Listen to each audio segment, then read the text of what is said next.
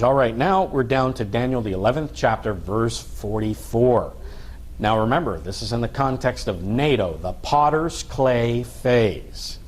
It says, but tidings out of the east and out of the north shall trouble him. That's the king of the north, the president of the United States of America, and his NATO allies. Germany, Italy, Spain, other allies in NATO, Canada. The tidings, it should read reports, out of the east and out of the north shall trouble him. We show you that these two Hebrew words, east and north, mean Old Persia and Media. We document that in the booklet. Now, I've been emphasizing Persia, meaning modern-day Iran, and not Media. And it does mean Media. We document that in that booklet. And Media, the area of Media during that time, was northern Iraq, the same place where ISIS has taken over the major cities in Iraq in ancient Media. Now, it's not talking about people or tribes. It's just talking about area, the area of the east and the north, which is Old Persia. And Old Persia consisted of Afghanistan, Pakistan, and Iran. And, of course, where the Kurds are, and northern Iraq, which is Media. Now, we've heard reports there in 2001, reports of the Al-Qaeda network in Afghanistan declaring jihad against the West, and they were going to set up bombs all over Europe, and they were planning to bomb the United States as well. And then we saw the bombing of the USS Cole, we saw the London bombings, the Madrid bombings.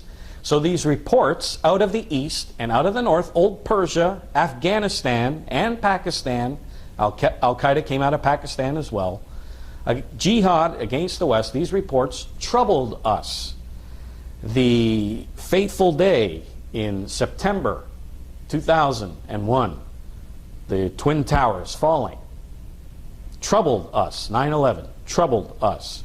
And then it says, because of all these troubles from these reports out of Afghanistan, it says, therefore, as a result of this, he, that's the king of the north, the president of the United States, NATO, shall go forth with great fury.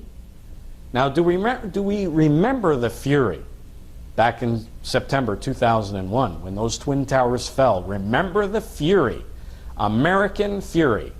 French. German.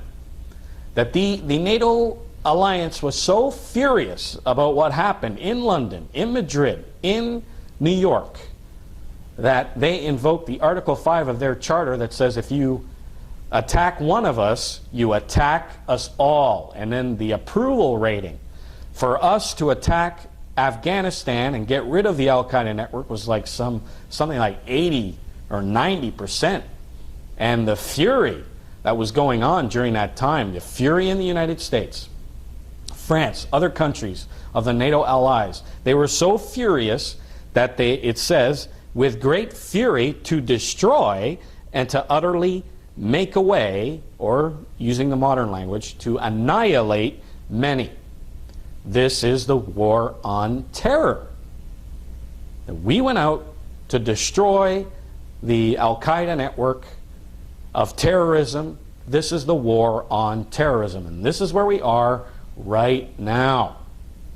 Now, what we see today in northern Iraq is old Media, and we are receiving reports out of there of ISIS taking over 5 cities in northern Iraq and also Iraqi oil fields. And now they're trying to take over a dam which will stop electricity from going into Baghdad, because that's their next target, is Baghdad.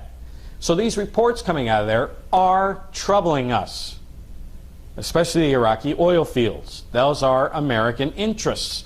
Not to mention the billions of dollars that we have spent to get rid of Saddam Hussein, to set up a democratic government, to try and get oil out of that country as well without any problems.